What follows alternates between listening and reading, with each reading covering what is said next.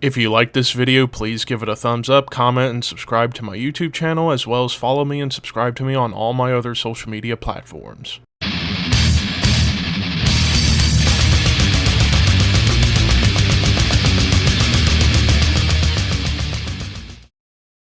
What's up, Thrashers, and welcome back once again to the Thrash Maniac 99 YouTube channel, and I am back with another discography ranking for you guys. We are ending 2022 off with a bang in terms of discography rankings because it's time for quite possibly the biggest discography ranking I have done in a long time in terms of the amount of albums we're talking about here, and that is, of course, the almighty, the creators of heavy metal, Black Sabbath. So yeah, this is definitely going to be a big one, even though we've technically done this ranking before over on the Horseman podcast, but I wanted to do it on my own since my opinion has changed quite a bit since that episode was done last year, and honestly, it was not that great of an episode quality-wise, so I wouldn't even bother watching that episode back, but that's just me.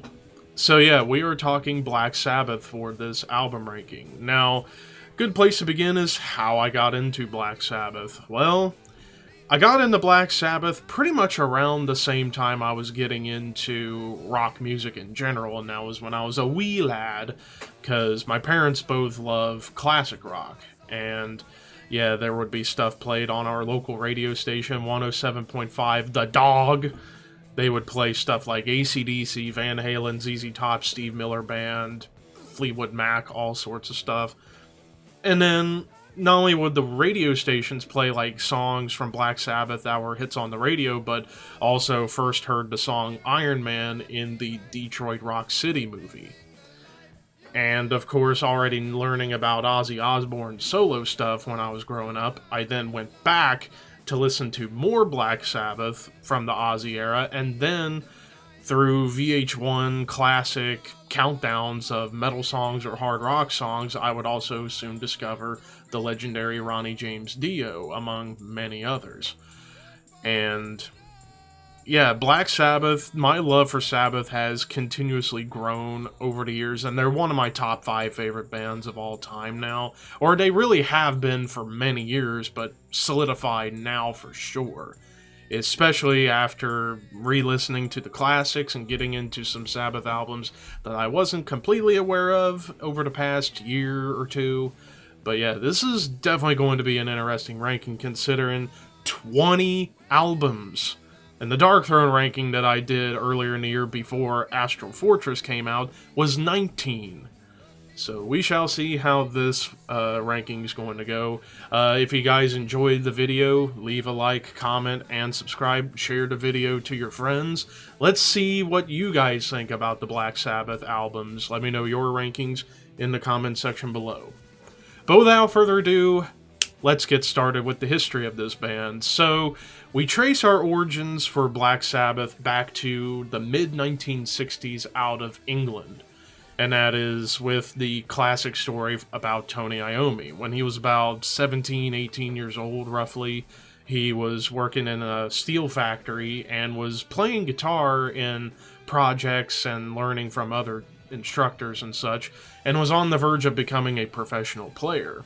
And then one day, actually his final day of working at the steel factory before he was going to pursue guitar full-time as his way to make a living, he was at work, puts a piece of sheet metal into the pressing machine, something happened to the machine, and the machine comes down, snaps pretty much half of his middle finger and part of his ring finger on his right hand, his fretting hand, because he's a left-handed player. And you would think, oh my god, his career was over right there at the scene. But Tony Iommi was never one to give up. He decided he was going to persevere through everything, create fingertips of his own using, like, plastic bottles, liquid hand soap, and use sandpaper to sand it all down to feel like fingertips, detachable, and he can put them on and make new ones for his fingers. And he had to change the way he played guitar because of it, so he would actually play with thicker strings and loosen the tension up, and ultimately, when he did that, it gave the guitars a more heavier sound, because around the mid to late 1960s, technology was getting better and better each year when it came to guitar amplification and, well, really any instrument amplification out there. It was just getting better and better with each passing year as the 60s went on. So there's the TOMAHAWK part, and then meanwhile, Bill Ward, who grew up as a big fan of jazz and classic rock and roll from Elvis and Jerry Lee Lewis, among many others from the classic rock and roll era of the 40s, 50s, and early 60s. He also was a big fan of jazz from his family and learned drums and basically was a jazz drummer coming in. And then you have Geezer Butler, who was a guitar player in the beginning, but then transitioned to bass, and he wasn't sure what the hell a bass is supposed to do in this kind of music, so he had a non-conventional way of playing bass, and now he's arguably the greatest bass player in the history of heavy metal and one of the top 10 greatest bass players, period. And then finally, Ozzy Osbourne. So Ozzy, you know, whacked out, insane, big into drugs and alcohol, just a goofball, and of course, how these four come together. Bill and Tony was already playing together in like a blues band, like the Polka Tulk Blues Band, later on became Earth, and also even a band called Mythology as well. But then they would hook up with Geezer Butler, and they would jam for a while, and then they found an ad at a music shop that said, Ozzy Zeeg requires geeg. And they answered Ozzy's ad, and, well, Ozzy, well, he was already friends with a couple of the guys in the band, but they were like, oh, Ozzy, that can't be the same Ozzy. Lo and behold, it was, and lo and behold, the four would come together in 1968 to form, at the time, Earth, and then later on in 1968, they would change the name to Black Sabbath after Geezer Butler watched the Boris Karloff film, Black Sabbath. And, of course, like I said, I talked about the individual members of the band and what they brought to the table, but then they would start playing together, rehearsing, writing stuff, and then in October of 1969, they would go into the studio and record in 12 hours their debut album, which would be released on February 13th, Friday the 13th, 1970, we get Black Sabbath, the self-titled debut. This is my number 5 album. Like, holy shit, like, for your debut album, this is among the best debut albums, period, in music history, and I would say the best debut album in heavy metal as a whole.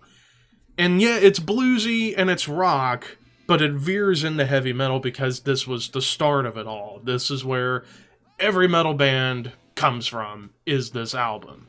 I mean, hell, around the same time you had bands like Led Zeppelin and Deep Purple who were starting to transition into more of that, like, hard rock, heavy metal sound. Those two bands didn't even scratch the surface as to how heavy and evil this sounded, especially the opening track, Black Sabbath, where that's pretty much also not only the first metal song, but the first doom metal song ever. Just that classic riff, that which they claim that it was inspired by Holt's Mars, which was a classical piece where there's like this tritonic sound. And then Tony decided to kind of take inspiration from that piece and make it into something of his own with this riff. And then, of course, just the atmospheric tom work from Bill Ward on that song to just build up the tension and atmosphere, and Ozzy being spooky on vocals, and then even the final riffs of the song, that some of the best Sabbath riffs ever. But of course, other great tracks like The Wizard, NIB, which is one of my favorite riffs and bass lines of all time. Wicked World, which was a more jazzy, kind of almost improvised track. You also got Warning, Sleeping Village, bunch of tracks on here. I mean, top to bottom, for your first outing, and it was recorded in 12 hours, and it sounds great for an album recorded in 12 hours, and then the producer, Roger Bain, he would spend the rest of the time working on the overdubs and the mixes and stuff. and the band would just go to the bar and get wasted after recording. So for being recorded as quick as it was and everything in between, it sounds amazing for early 1970, and this was right in the beginning when the recording quality started to gradually get better and better, again, as technology for music recording evolved over time. But yeah, this album, it's a classic, the greatest debut in metal history because it's the start of it all. Without this, nothing post Black Sabbath happens. And it is my number 5 for Sabbath overall. So a long time goes by, or should I say 4 months go by, and we get yet another Black Sabbath album, and we get, later on in 1970, we get Paranoid. And, of course, this is the most popular Sabbath album out there because it's got the big 3 hits. War Pigs, the title track Paranoid, and Iron Man. Yeah, those songs are overplayed, and really the whole album's been overplayed, but there's a reason why it's overplayed. It's because it's so amazing. This is my number 2 album, by the way. I didn't even have to go back and re-listen to this when doing the ranking, because I already knew that this was going to be up there in the ranking, because this is a masterpiece. Definitely taking what they did on the self-titled, but expanding on it and trying out different things like slowing the songs down, even a couple tracks they get a little bit faster, like the title track Paranoid, which originally was just meant to be a filler track because when they sent the album to the label to get the final approval of it, they said, we need one more song on here, and they just threw that song on there, and well, thankfully it was thrown on there because it became a ripper and it's a classic to this day. And you could argue that song's possibly one of the first real punk songs because it's faster than most tracks at the time. And even a bit of a precursor to thrash and speed metal a little bit too because of the speed. But other great tracks on here like Hand of Doom, which is heavy and slow, Electric Funeral, another personal favorite, Rat Salad, a really cool instrumental, and Fairies Wear Boots, the closer. I mean, top to bottom, no wasted moment. The production actually sounds great, the bass and the guitars were even, the drums sound great, Ozzy's getting better as a vocalist at this point, and just, wow.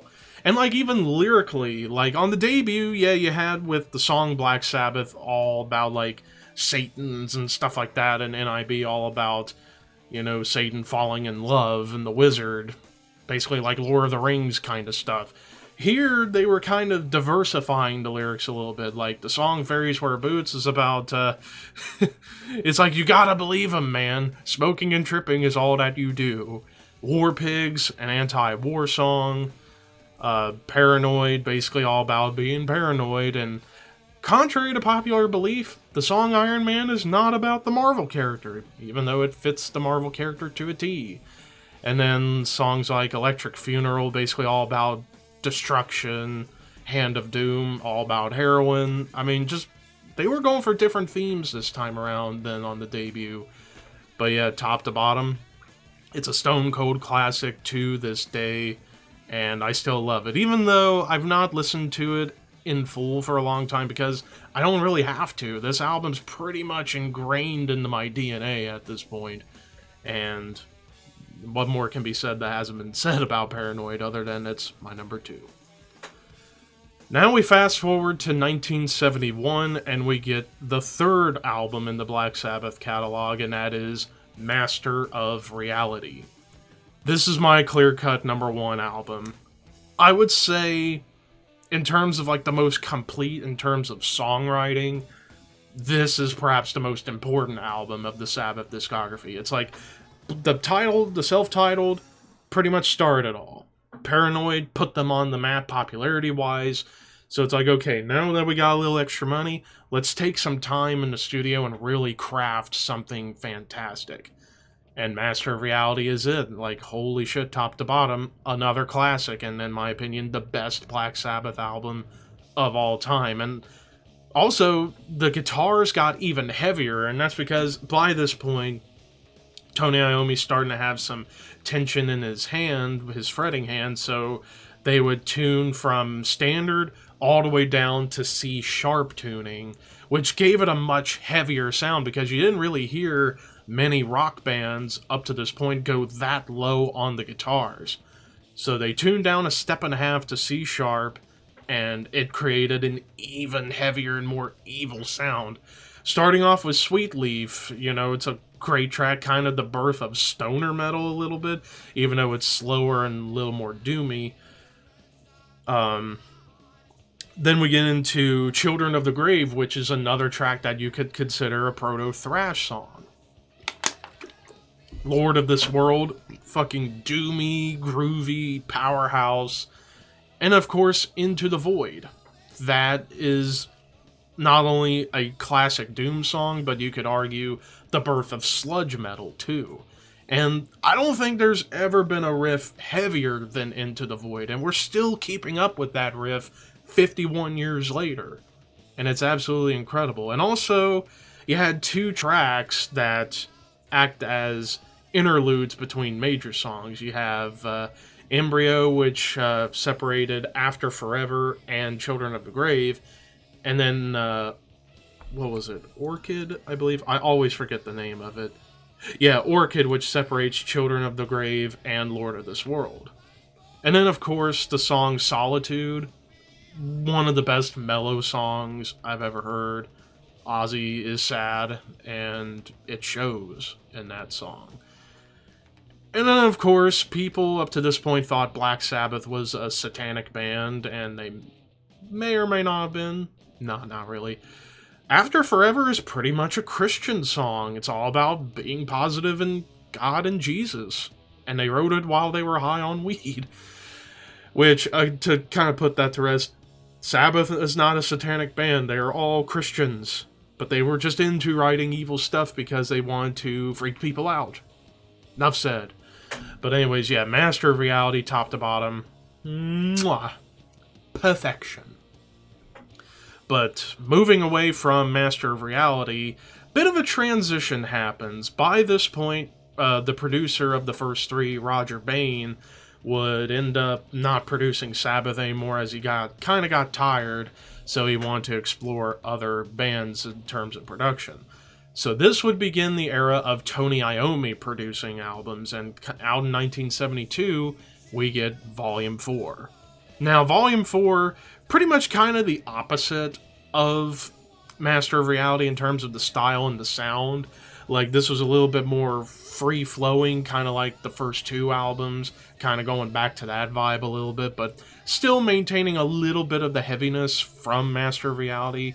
But of course, the big thing is that by this point, everybody's starting to lose their shit when it came to drugs and alcohol. Like, holy crap. To the point where they almost killed Bill Ward spray painting him with gold spray paint at this point. And it's like, holy shit. Thank God he was okay, but that's what happens when you're doing a bunch of drugs for 5 days in a row or whatnot. But Volume 4, this will be controversial, but I put this as my number 6. I know a lot of people put this way higher on the list. I'm not saying it's a bad album. It's a fantastic album. But the big gripe that I have with this album, the production. The production's very inconsistent on here. There are times where it sounds even kiltered, like the vocals, the guitars, the bass, and the drums sound perfect on top of one another. Then there are times where the drums are almost non-existent sounding, and it's not even just in, like, multiple songs, it happens within a song, and I'll talk about it here in a moment, but yeah, it's like just the production, very inconsistent. Like, sometimes it sounds great, other times not so much. But still, top to bottom, musically, it's a brilliant album, starting off with Wheels of Confusion / The Straightener, that opening riff, that so sultry. And then into The Straightener it goes, and it's a great track. Changes, for a long time, I always hated the song Changes, but going back, it's a beautiful song, and it's wonderful. It's about Bill Ward's divorce, and how that song came about, apart from the lyrics, was Tony Iommi found a piano in the studio, and he's like, I'm going to play it, and came up with this beautiful song. Supernaut, is a heavy barn burner. Snowblind, which is an appropriate track given the current situation with everybody getting high on cocaine at this point. After all, they say cocaine in the fucking song. And then we get to the closer, Under the Sun, which is probably the heaviest song written up until this point. And it's downright evil and gross sounding. However, going back to the production woes, especially on a song like Under the Sun, it starts off with the instruments being perfectly kiltered, but then when the tempo picks up, the snare almost sounds like it's disappearing a little bit. Which is unfortunate, because I love to hear the drums. But as great as this album was, like I said, this would eventually start the internal tensions within the band, because after all, smuggling cocaine inside the amplifiers. I mean, that's brilliant, but it's at the same time fucking shady as hell. But I mean, other tracks on here like Laguna Sunrise, which I would assume they wrote after a bender. St. Vitus's Dance, it's like a fun, short, catchy tune, even though that's another example of production issues. Same with Tomorrow's Dream, Cornucopia, FX. I mean, but top to bottom, it's a perfect album songwriting-wise, but the reason it falls to number 6 is because the production. You can definitely tell this was a first-time job for Tony Iommi and that he needed more time, but I'm not going to fault him too much considering this was his first time producing a Sabbath album by himself, so. But other than that, this is a fantastic album, and it's my number 6.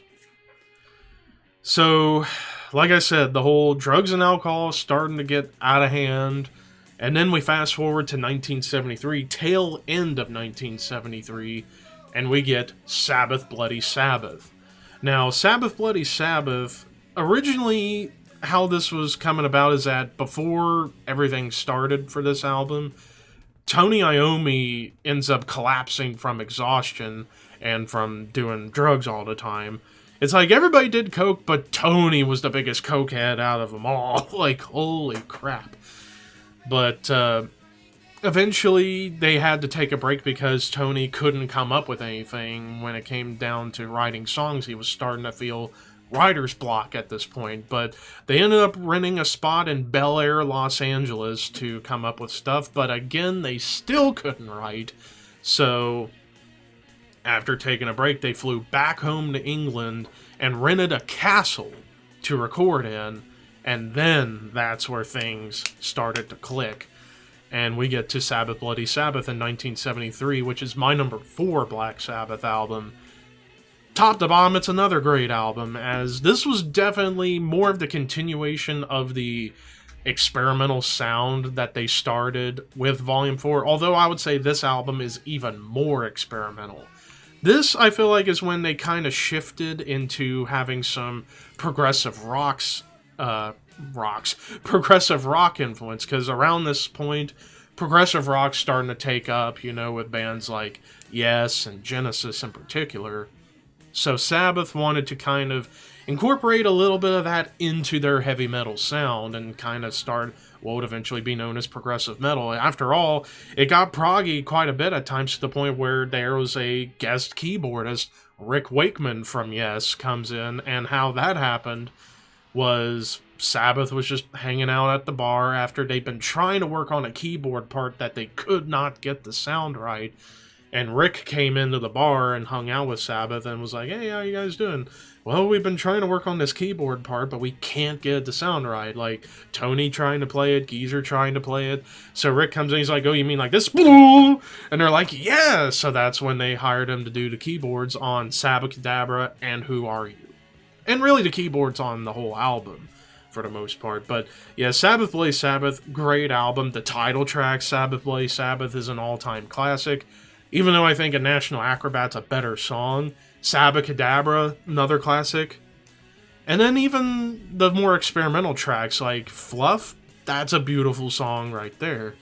Killing Yourself to Live is a bit of a weird one. It's like you would think it'd be an evil, sinister sounding song, and there are times where it is, but it kind of feels like a more tuneful, catchy track. And then Who Are You? I know that's like the one song in the album some people are just kind of meh about. I thought it was fun and trippy because of the keyboards kind of give it like a space sci-fi vibe. Looking for Today was pretty fun. And Spiral Architect, the closer, I thought it was a really good closer, even though it kind of has moments where it sounds a little bit like The Who more than Black Sabbath. But top to bottom, another brilliant album. And also the album cover, holy shit. One of the best covers in Sabbath's entire discography. So yeah, Sabbath Blaze Sabbath, my number 4. So, after Sabbath Blaze Sabbath, they would tour excessively for the next year and a half or so, including Cal Jam 74, where they came over to California and played the Cal Jam show, which was really cool. But then, tension starts getting even worse, and that is mostly with the band and the management. The management and Sabbath really started to butt heads, you know, because the guys in Sabbath thought their management was stealing money, while the management was saying, like, oh, Sabbath's in breach of contract, and there was a lot of bullshit going on behind the scenes when it came down to this time frame, and that high tension is felt, and somewhat the theme for the next album in the Sabbath discography, and that's 1975's Sabotage. And like I said, the tension's really high at this point, and that is felt on this album. It's my number 7 album in the Black Sabbath ranking. I love this album. Like, I would say up to this point, you have some of the heaviest moments up to this point in the Sabbath riff vault. Starting off with a fun opening track with Hole in the Sky, Symptom of the Universe, maybe my favorite Sabbath riff of all time, and arguably the birth of thrash a little bit properly, because it's fairly fast and that chugging riff, wow, fucking brilliant. And then Megalomania, almost 10 minutes of just awesome musical bliss. Like, there's still that prog element left over from Sabbath Blaze Sabbath, but maintaining that heaviness of Sabbath. Superczar is kind of a strange track. It kind of feels like a theme for an epic movie that was never written. Then, of course, Am I Going Insane? It's fun, and it's catchy, and I like it. But it almost does feel like a theme song for a fucked up sitcom like Full House on shrooms, or Family Matters on heroin, or Sanford and Son on acid, something like that. But then you get to the closer, The Writ, which is a fantastic closer for Sabbath, and that's one of the few songs in all of Sabbath's history that Ozzy actually wrote the lyrics for. And they're really good lyrics. It was basically about, it was Ozzy basically talking about how this album felt like it took 100 years to release because of lawyers being in the studio, Bill Ward on the phone with different lawyers to settle out the situation with the management, and basically wrote about the management on the lyrics like, are you Satan? Are you men? You've changed a lot since we began. And that's a great line, and the song itself is fantastic. But what I'd say makes this album different from so far the first 5 up to this point heading into Sabotage is that this album's not as much slow-paced and doomy. This is more aggressive and in your face. And it's angry and straight-up heavy metal bliss. Still having a bit of the experimental mentality left over from Sabbath Blaze Sabbath, but with a more aggressive mindset. And this is my number 7. But now, we start to get into the dark ages of the Ozzy era. 1 year later, we get to 1976, and we get Technical Ecstasy. So, Technical Ecstasy, I don't know what to make of this album at all, because, this is my number 17 album. This album's a bit of a turd, in my opinion. There are only 3 songs on this album, maybe 4 at most, that I even enjoy, and that's It's Alright, which Bill Ward sings on it, and it turns out he's a really good singer, but it doesn't quite fit on a Sabbath album, but as a song itself, it's really good. Now, I know I'm probably going to get shit for this, but growing up, I liked the song Rock and Roll Doctor. Yeah, it's not really a Black Sabbath song, and the lyrics are dumb, but the song's energetic. It feels more like a Lynyrd Skynyrd song than a Black Sabbath song. But really what makes this album better than some of the other stinkers that we're going to talk about here later on is the final 2 tracks. She's Gone, which I think is a haunting, atmospheric, yet beautiful song. And then Dirty Women, which is one of the best Sabbath songs of all time. And it kind of fits more in like the self-titled, Paranoid, or even Volume 4 era rather than this time frame, because it has that vibe of the earlier Sabbath albums. And the funny story about the song itself is that it was literally written after Geezer Butler was walking around Miami and saw a bunch of hookers and was like, huh, look at all these whores. I'm going to write a song about it. And there you go. Dirty Women. And yeah, just other than a few tracks, this album, it's a bit of a stinker. And yeah, not that much good to say about other than a few tracks being solid to great, and then everything else just struggling to figure out what the hell they're doing. But yeah, Technical Ecstasy, my number 17. Now, not long after Technical Ecstasy, a bit of a shift happens. Ozzy ends up leaving for a little bit to check himself into a mental institution because he was worn the fuck out. And he would be briefly replaced by a gentleman named Dave Walker from Savoy Brown, but then eventually Ozzy would return in late 1977, and then would get back into the studio, and they would actually go to Toronto to do this next album because it was the cheapest option for them at the time. And in 1978, we get the release of Never Say Die. Well, if you thought Technical Ecstasy was bad, you haven't heard anything yet. This is my number 18 album. This album's even worse than Technical Ecstasy, and it's just, again, more struggling to figure out what the fuck to do. It's like, let's write a part and not fuck it up. Like, add horns and whatever fucking instrumental bits you can throw in there. But there are 2 songs on this album that do save it from being the worst Sabbath album, and that's the title track, Never Say Die. It's simple and it feels more like a Thin Lizzy track, but it's still a good song. But most especially, Junior's Eyes. That is a great song, and I believe that was about Ozzy's father passing. But the song, it's catchy and there's cool bass throughout. That's the best song on the album, and it's a great Sabbath song.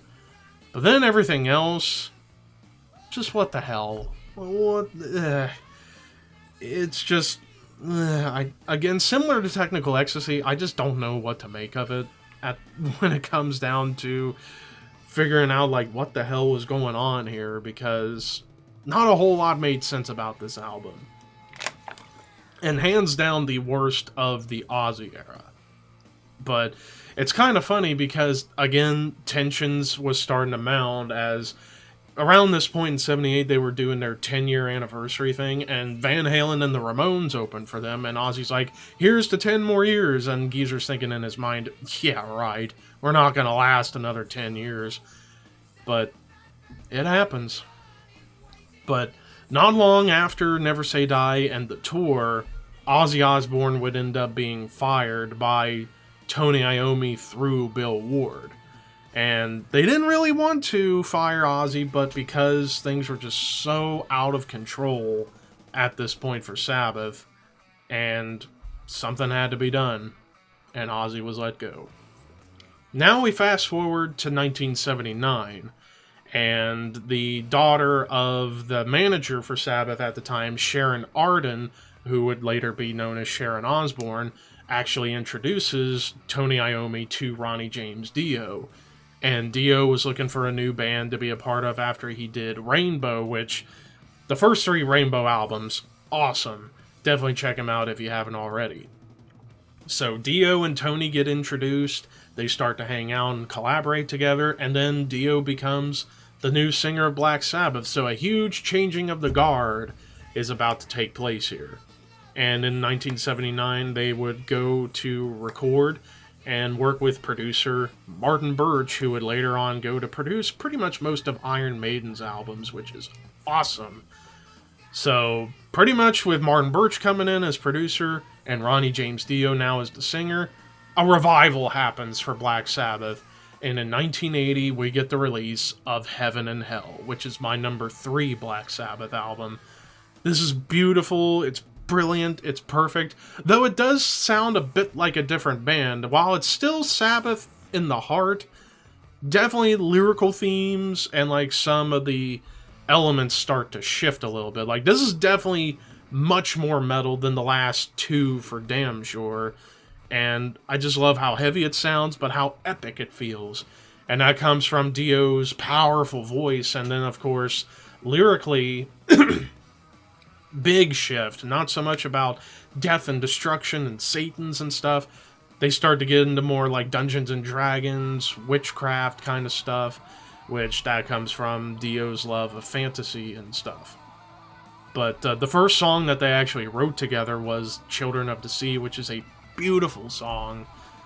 But then you get to the opener, Neon Nights, which is a fast galloping song, which is still a staple of Dio era Sabbath to this day. The song Heaven and Hell, I will say, is probably the best song of the Dio era of Sabbath. Brilliant, beautiful, great bass line, cool riffs, amazing, wonderful solos, powerful vocals, just fucking love that song. Die Young, Lonely is the Word. I mean, top to bottom. Again, top to bottom, this is perfect. It's brilliant. One of the best albums of the 1980s, I would say. And yeah, while, like I said, this was definitely a lyrical shift, but also there was a big shift in terms of the way everything was coming together. Whereas with Ozzy, he generally would sing along to the guitar riff, while Dio would come in and let the guitars do their thing, and then he'll craft his own melody. And with that change-up, it really expanded the structures and the vibes of the songs tenfold. And I love this album, my number 3. So, pretty much with the momentum that they got on Heaven and Hell, unfortunately, a bit of a roadblock comes up. Bill Ward would end up leaving Black Sabbath, as he was none too pleased with having Dio in the band, because he felt Dio kind of overtook everything Sabbath was about. But he would end up being replaced by Vinny Appice, the younger brother of Carmine Appice.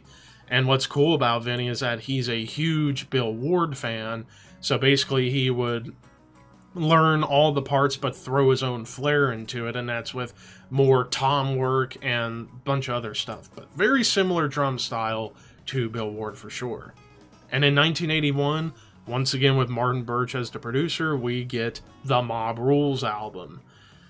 Now, Mob Rules, going back, it fell for me just a little bit. It's my number 11 Black Sabbath album, but it's still great. It's just, for me, not as strong as Heaven and Hell, even though it's a little bit heavier and it's a little more raw and a little more in your face.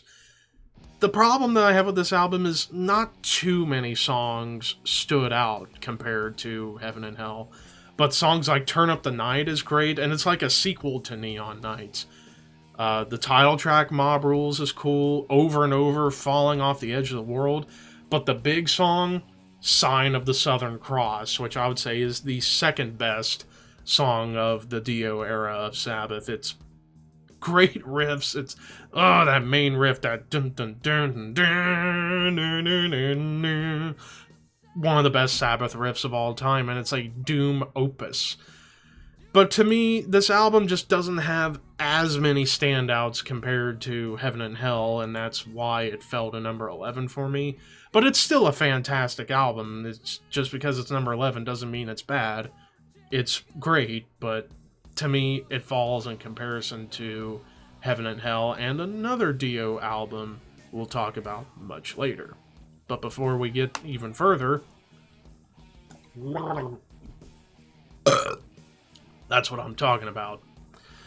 Now, after Mob Rules came out, the band would do a live album in 1982 called Live Evil, and that was where tension started to mound once again, because throughout the recording process and the mixing, It's like after they would do the show, Tony would go in and remix it one way, and then Dio would come in and remix it another way. And basically, Tony and Dio just started to butt heads over the mixes of the Live Evil live album. And because of that, it led to Dio and Vinny leaving the band.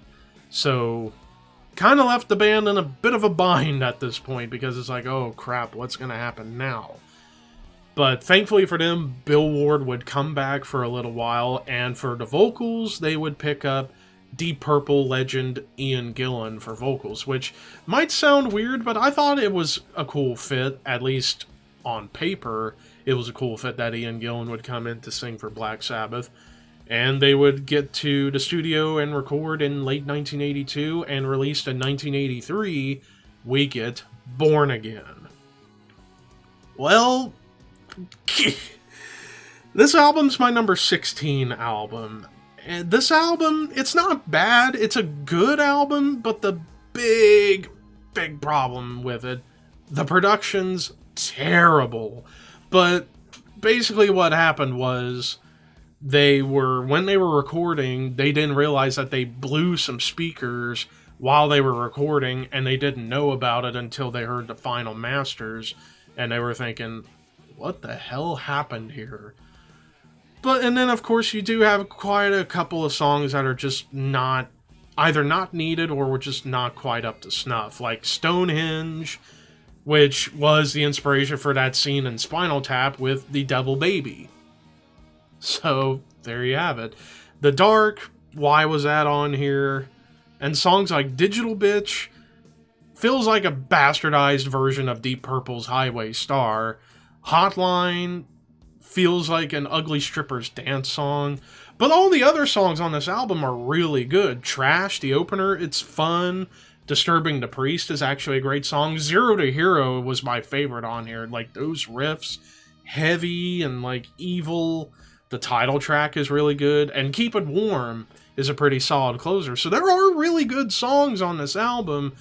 But this album gets overshadowed by a few, like, 2 interlude tracks that didn't need to be there, and the song Digital Bitch and the song Hotline.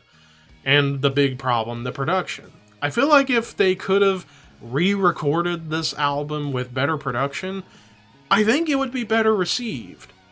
But because the production's so bad, and the album cover, good God, Sabbath seems to have a history of not only great album covers, but some terrible album covers, and this one is arguably the worst of the album covers in Sabbath's history. But yeah. And also, funny enough, a lot of the lyrics on this album were about stuff that actually happened, like the song Trash, the opener.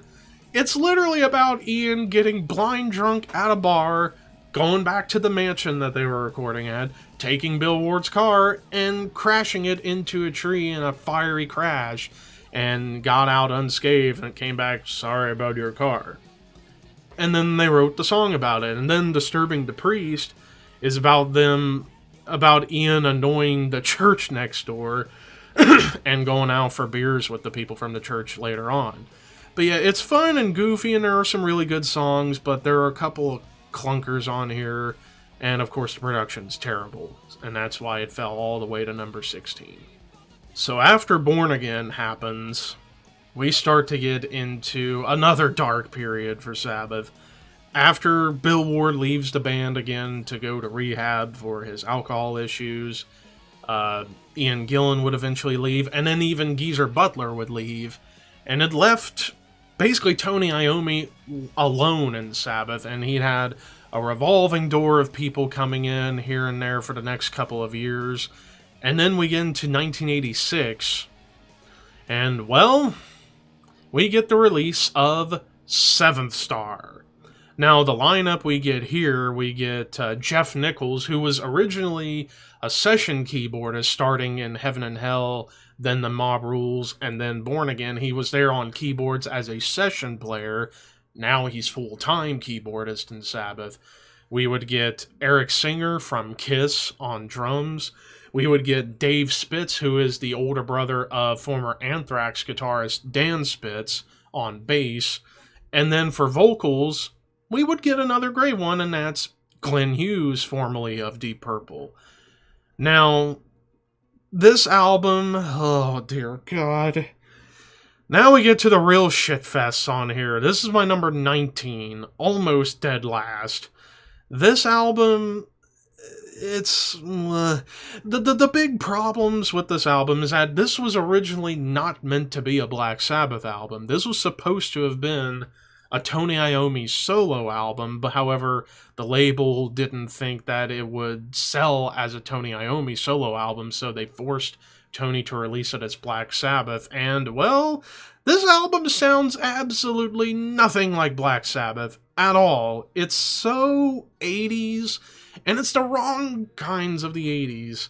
You know, it's just, there wasn't, like, really any standout except for maybe one song, and that's kind of stretching it, and that's Hard Like a Wheel. It has moments, but other than that, this whole album, top to bottom, it just does not feel like Sabbath. It feels more like an 80s Foreigner album or something like that, and it's so cheesy, and it's such a wash in all things 80s that you barely even notice that Tony Iommi is on it. The only fucking guy in Black Sabbath, but yet he's like the least prominent thing on here for the most part.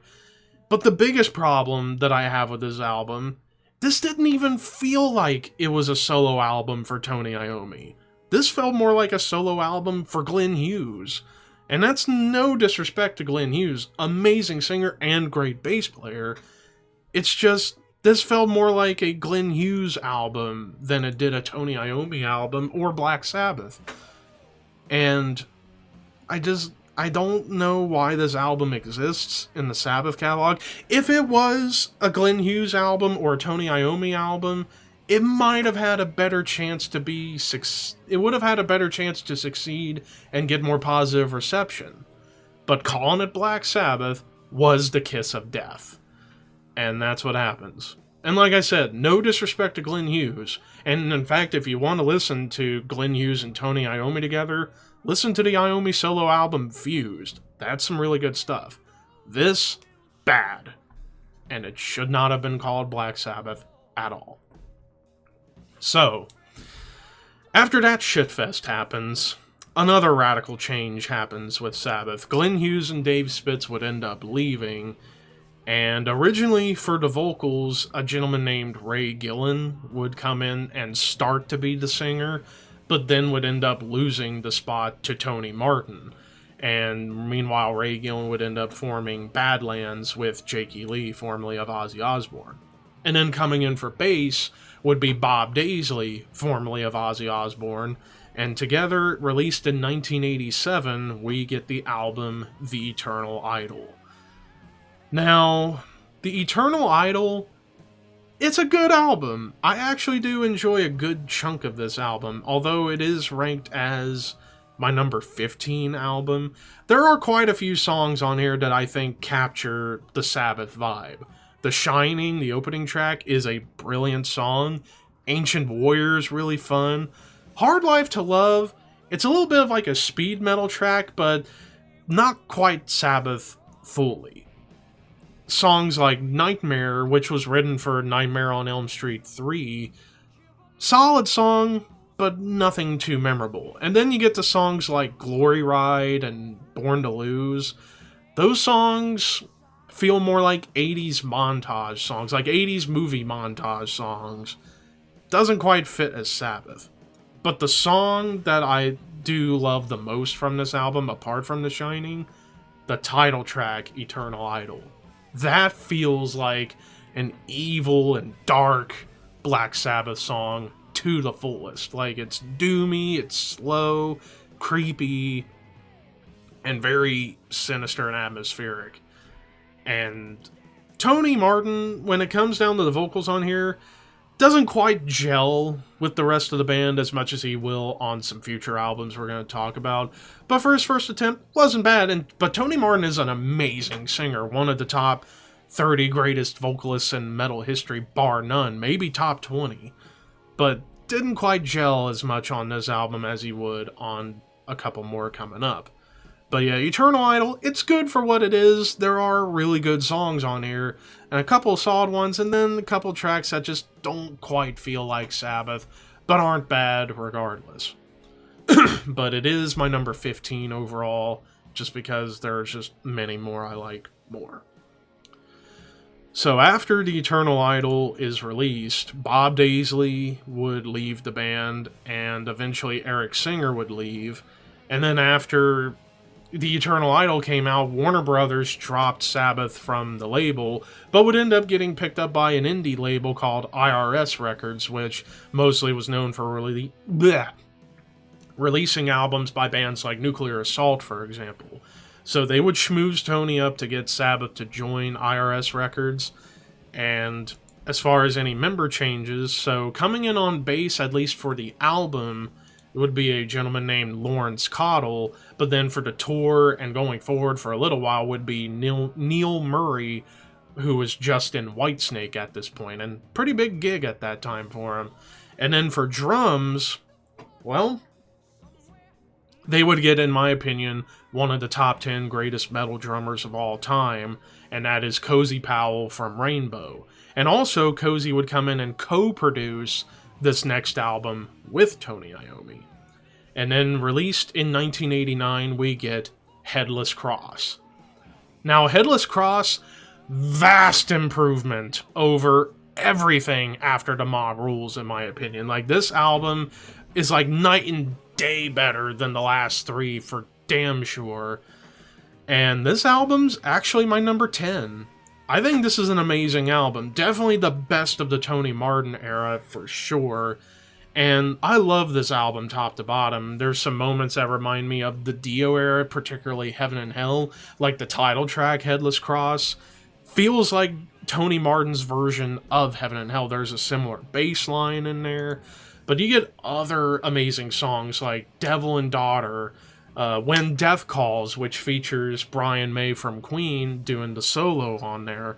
And that's an amazing song, an amazing solo. After all, Tony and Brian, best friends in the real world. And then other songs like Kill in the Spirit World, while it still has a tiny bit of like that 80s montage sound, it feels more like a Sabbath song with arguably the greatest guitar solo Tony Iommi ever performed. Call of the Wilds, fun and epic. Black Moon, which was actually left over from the Eternal Idol, but they slapped it on here. That's a fun, catchy song. And then Nightwing was a great song that fit the Sabbath sound. So yeah, top to bottom, I think this is a brilliant album. Definitely the best of the Tony Martin era, hands down.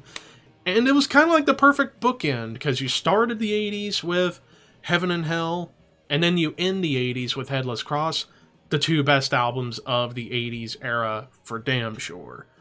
And Headless Cross, I absolutely love it. Top to bottom, brilliant. My number 10.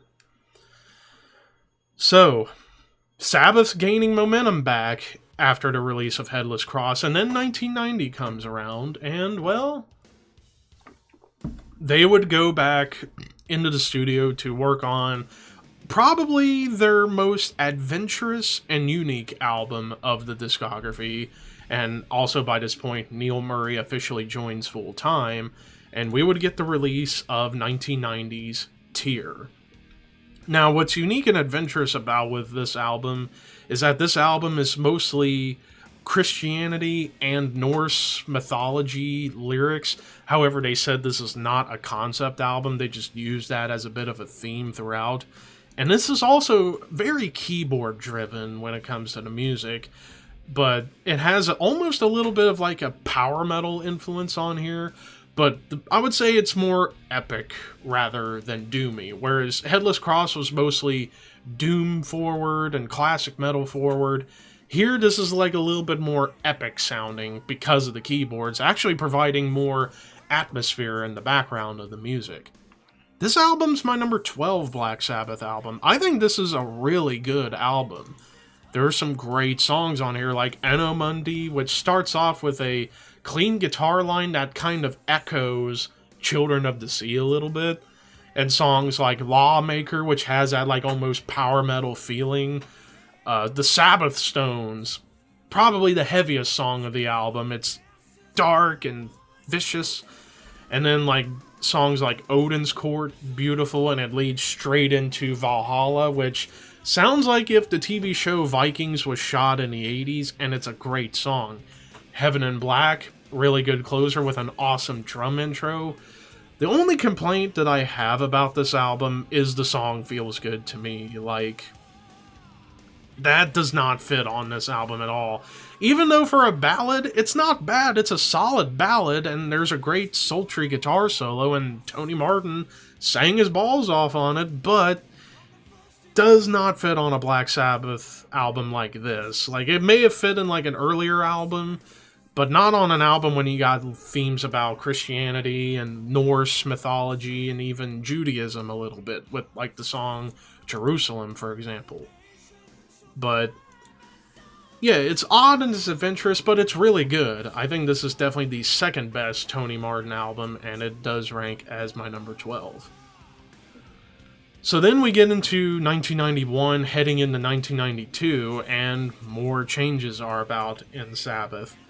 So Tony Martin leaves, same with Neil Murray. Cozy Powell ends up leaving because he had busted his pelvis and he needed to take time off and recover from surgery. And, well, Vinny Appice would come back, Geezer Butler would come back, and Ronnie James Dio would come back. And in 1992, we get the release of Dehumanizer, which is my number 8 Black Sabbath album. Holy shit, top to bottom, another brilliant album, and for me, the second best of the Dio era, and I would say, hands down, the heaviest Sabbath album to ever exist. Like, Tony's guitar tone on this album is just so fucking dense and crunchy. I just love the guitar tone on this album, and like, I love how everybody came together to make this sound as heavy and as raw as possible. Like, even Dio's voice sounded a little grittier on this album. Geezer's bass tone is a little more punchy. Vinny Appice's drums sound real aggressive on here. I mean, top to bottom, this is a masterpiece of the early 90s metal. Computer God, After All the Dead, which is one of my favorite Doom songs that they've ever done. It's slow and murky and evil. TV Crimes with like a galloping D beat to it. Letters from Earth, fantastic. Master of Insanity with a great bass line. Time Machine, which was in the first Wayne's World soundtrack. Sins of the Father. Too Late, which is my favorite on this album, and for me, my third favorite Dio era Sabbath song. It's just beautiful yet sinister. I, which is great, and Buried Alive, a really cool closer. I mean, top to bottom, not a wasted moment, and I would have probably ranked this album higher if it wasn't for the early Ozzy stuff, but yeah, definitely the heaviest Sabbath album. While not as good as the old stuff from the Ozzy era, but it's heavier, and it's still fantastic, and it is my number 8. Now, despite the success of Dehumanizer, tensions rose once again within Sabbath. So, around 1992, like middle to late 92, Sabbath is about ready to do co-headlining shows with Ozzy Osbourne. And, well, there was some massive tension between Dio and Ozzy to the point where Dio just did not want to do anything with Ozzy and basically left the band, which during the tour, eventually some of the dates would be filled in by the legendary metal god Rob Halford of Judas Priest. He would come in to sing some stuff. But after Dio left, eventually Vinny Appice would leave, and then coming in for drums would be Bobby Rondinelli, and Tony Martin would return. And in 1994, we would get the release of the album Cross Purposes. Now, Cross Purposes, I have this as my number 14 album. I think it's a solid album. I think it's a good album. I would say better than Eternal Idol, for sure, top to bottom songwriting-wise. As this album, while it does feel a bit like it's retreading back a little bit to, like, Eternal Idol and Headless Cross, it's almost like Headless Cross Part 2, but it doesn't have as much heart attached. But there are some really good, great songs on here. Songs like Cross of Thorns, Psychophobia, Virtual Death, which has a lot of Alice in Chains laced on it. Immaculate Deception, I think, was really good. The Hand That Rocks the Cradle. Cardinal Sin, though, is a evil, dark, doomy song. But then you get tracks like Evil Eye, which has Eddie Van Halen on it. Not quite that strong. Back to Eden, meh. And then Dying for Love. It's like Feels Good to Me Part 2, and it's like, why? Why? I mean, sultry lead to open the song, which feels like something you would hear on like a porn video. And the song ain't terrible, but it's just cheesy as balls, and it's like, Sabbath, stop singing about love. You're Black Sabbath. The only love we want to hear is your love for me has just got to be real. That's the only love we want to hear, not shit like this. Like, I needed a drink after that.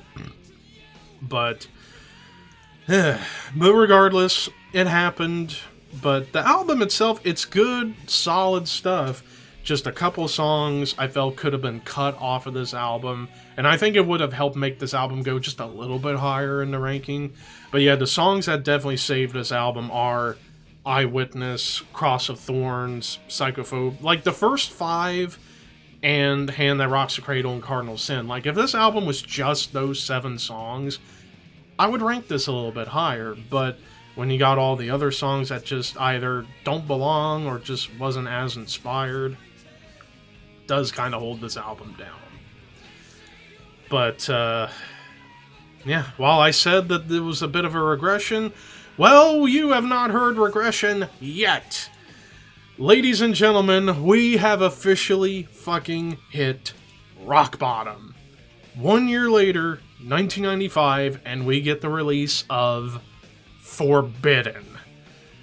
Now, the backstory heading into this album is that eventually Geezer Butler and Bobby Rondinelli would leave the band, and in would come Cozy Powell once again on drums and Neil Murray on bass. So we get the reunion of the Tear lineup and the Headless Cross touring lineup, and they eventually would tap Body Count guitarist Ernie C. to come in and produce this album because they wanted a more modern sound, modern heaviness, modern recording. But to me, he completely commandeered Black Sabbath and turned it basically into Rap Sabbath because we get Ice-T from Body Count on the song Illusion of Power. And, well, this is my number 20. Clear cut, not even close. I would rather listen to Seventh Star twice than to listen to all of Forbidden. Like, oh my god, this album's terrible. There are only 2 somewhat redeemable songs on this album, and that's I Won't Cry For You and Kiss of Death. But everything else on this album can go fuck itself. Like Illusion of Power, there's moments in Illusion of Power, but with Tony Martin doing spoken word, and then you got Ice-T rapping on a Black Sabbath song, why? And it's no disrespect to Ice-T. I love Ice-T. He's awesome, but why on here? Why? And it's just, this album's cringy in the sense of it trying to be edgy, because they were trying to adapt to the times, and it's like, oh yeah, we're not your black. We're not your dad's Black Sabbath. We're new Black Sabbath. We're all about singing about dark things like chains and dumb crap like that. And then songs like Get a Grip, and it's not even an Aerosmith song. What the fuck? However, this is kind of an album you can't really make fun of too much, considering even Tony Iommi hates this album. And really, like, the thing, it's like the production. A lot of people think it was, like, too overproduced, too, like, yeah, this album production-wise was not that great. It was way too overproduced, a little bit muddy. It's just, no. I mean, I respect Sabbath for trying something different on here, but it just did not work. And yeah, easily this album ranks as my number 20. So, after that horrendous album that happened in 1995, the band would continue to tour a little bit for the next couple of years with this same lineup. However, in 1997, we get a change of the guard. While studio output, basically Sabbath is dormant for many years as far as releasing albums. However, touring-wise, they would be super active for the next 10 years starting in 97, as we get the reunion tour of the original lineup of Ozzy, Tony, Geezer, and Bill, and would tour pretty much forever for the next 10 years doing Ozfest and little tours with like Pantera and stuff, and the live reunion album of 1998, which I need to get my hands on at some point. So while touring-wise, they're going very strong with the reunion stuff, but when it comes down to the studio output, they're pretty much dormant for a long time. However, in 2006, we would get a release of a Black Sabbath Greatest Hits album of the Dio era. So basically the classic Dio lineup of Dio, Tony, Geezer, and Vinny would compile this Greatest Hits Dio Years album and release 3 new songs for this Greatest Hits album: Ear in the Wall, Shadow in the Wind, and The Devil Cried.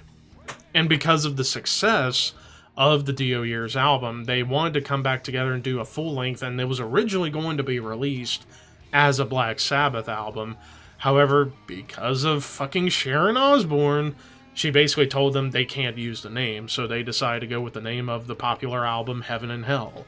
And so the band Heaven and Hell was formed, which is essentially the Dio Black Sabbath, and would tour doing like live at Radio City, and then would record in 2008 and released in, wow, my voice, excuse me.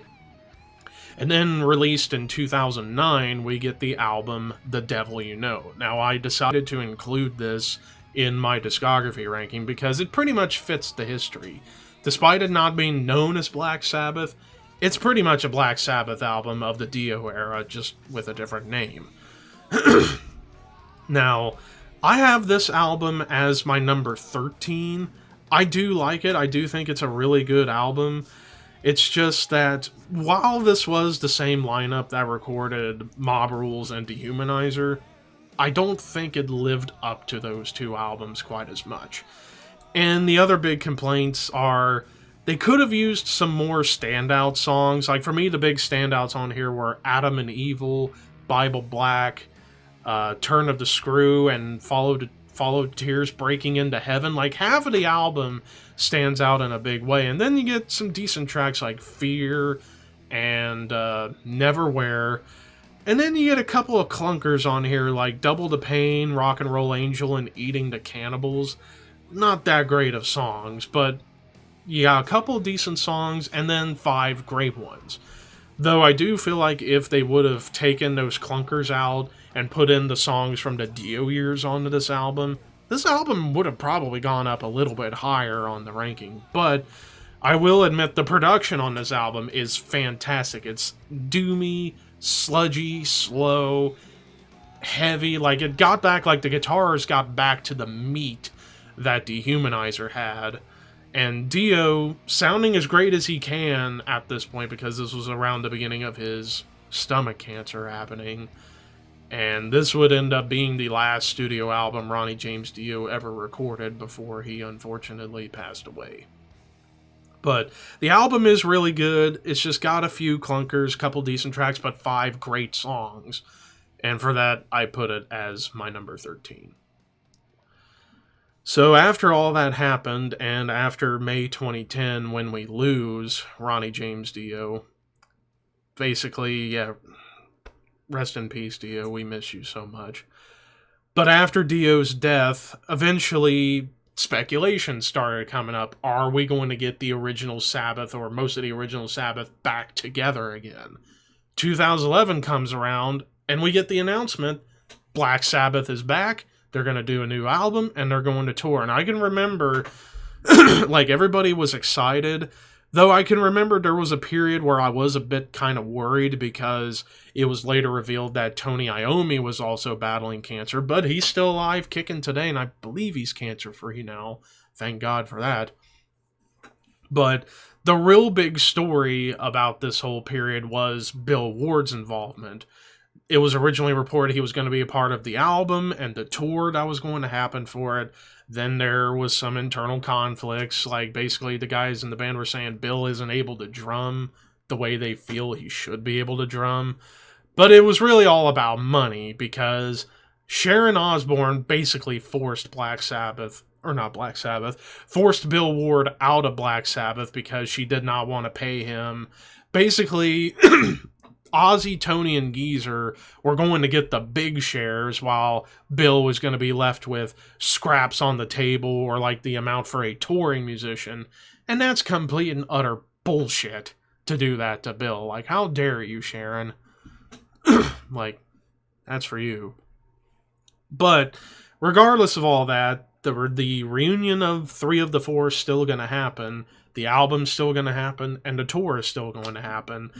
And in terms of the studio drums, we would get Brad Wilk from Rage Against the Machine to do the drums, and then released... Now, while The Devil You Know was technically not a Black Sabbath album, despite the fact I included it in the video, so if you were to consider from 1995's Forbidden all the way up until the next and final Black Sabbath album, 2013's 13.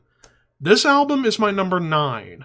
I love this album, and I've seen this album get shit on, and I honestly don't know why. Like, can somebody in the comments tell me why this album gets so much shit? Because I don't understand it.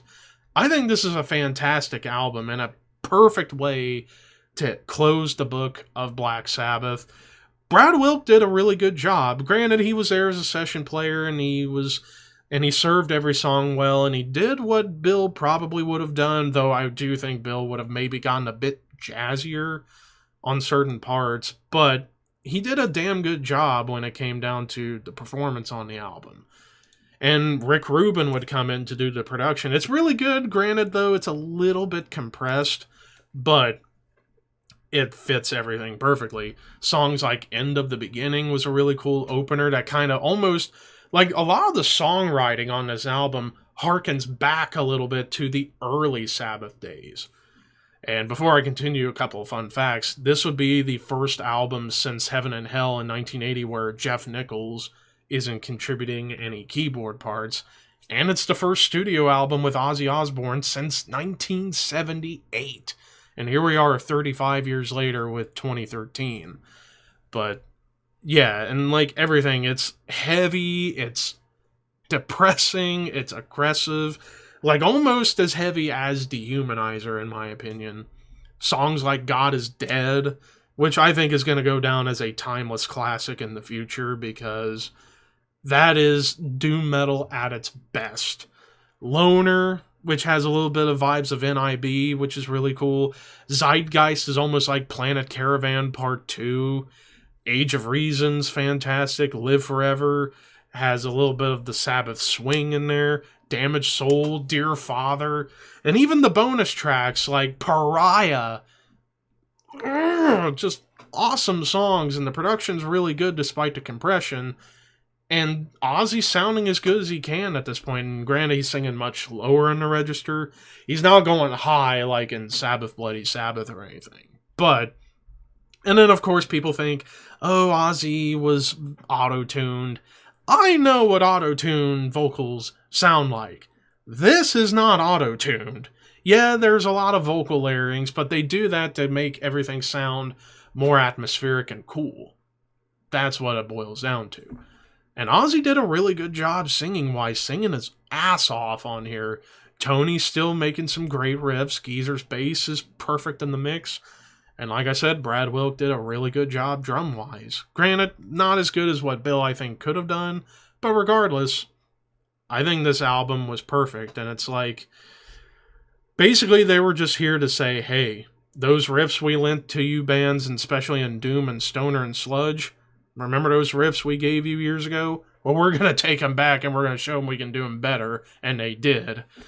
And couldn't have asked for anything better to end the career of Sabbath. And it's like, at this point, they were all in their early mid-60s at this point, showing the youngsters that ripped them off what it was that they ripped off.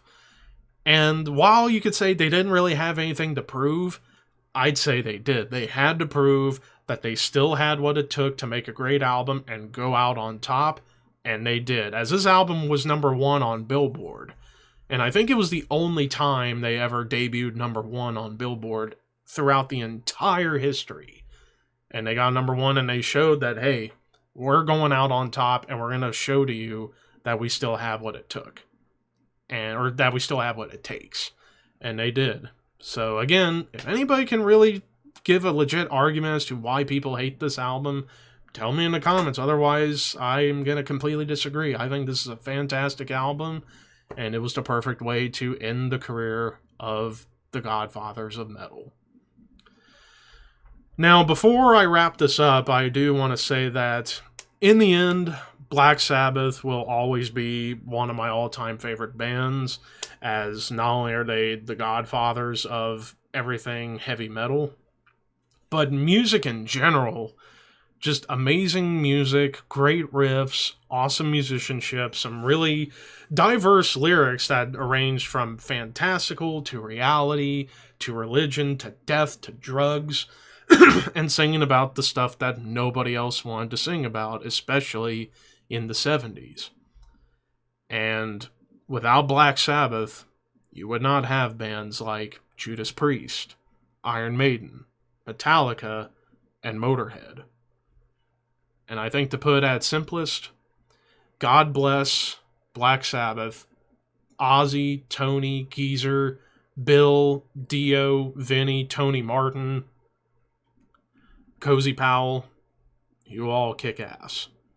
May Black Sabbath rest in peace and remain one of the greats of all time. And that does it for my Black Sabbath album ranking video. Man, I went nearly 90 minutes on this.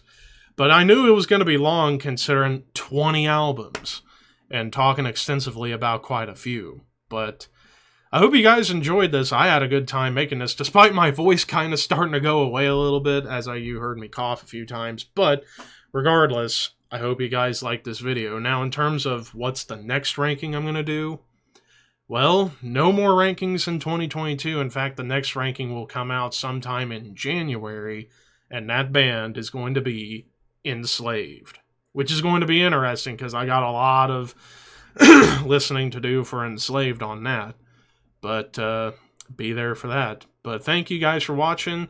Hope your end of 2022 is good. Merry Christmas and happy holidays to all. Horns high. See you guys later.